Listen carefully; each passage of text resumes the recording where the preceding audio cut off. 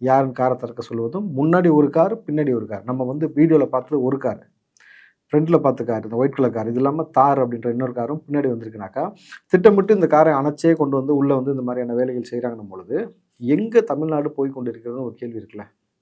ஒரு குடும்பத்தில் அண்ணனா இருக்கேன், தம்பியா இருக்கிறேன், மாமனா இருக்கேன், மச்சானா இருக்கேன், டைலாக் பேசினார்ல ஸ்டாலின் அவர்கள்.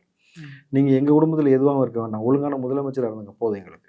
நீங்க ஒரு கார்ல ஒரு கொடி போட்டிருக்குது அப்படிங்கிறதுனால இது இந்த அளவுக்கு அரசியல் ஆகும். எதிர்கட்சி தலைவர் ரியாக்ட் பண்றாங்க, பாஜக தலைவர் ரியாக்ட் பண்றாங்க.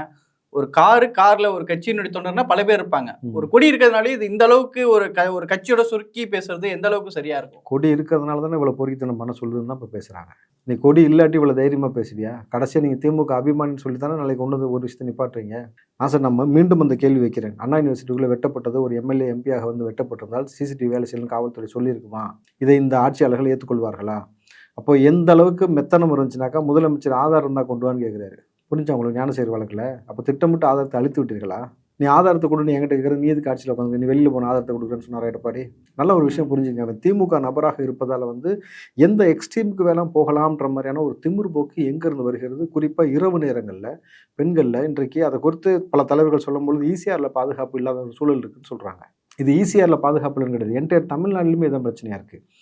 நீங்கள் பாலியல் அத்துமீறல்கள் தொடர்ச்சியாக தமிழ்நாடு முழுக்க வந்து மிக கேவலமாக உக்கிரம் அடைஞ்சிருக்கு. நீங்கள் சின்ன பிள்ளைங்க பெரிய பிள்ளைங்கன்னு இல்லை, நான் நம்மளே பல விஷயங்கள் பேசியிருக்கோம். 6 வயது குழந்தைய தூக்கிட்டு போய் போதையில் வந்து பாலியல் வன்புணர்வு செய்கிறான். கேட்டால் வெட்டுவேங்கிறான். அவன் தாய்மை என்ன சொல்லியிருக்கிறான்? எதுக்கு வந்து 8 மணிக்கு மேலே பொம்பளை பிள்ளைய வெளியே அனுப்புறேன்னு கேட்குறான். பச்சை பிள்ளைய பார்த்தா கூட உங்களுக்கு இந்த மாதிரி எப்படா தோணுது? இவனெல்லாம் கூட்டு போய் செருப்பு கழட்டி முச்சந்தில் வச்சு அடிக்கிறது மாதிரி இல்லையா?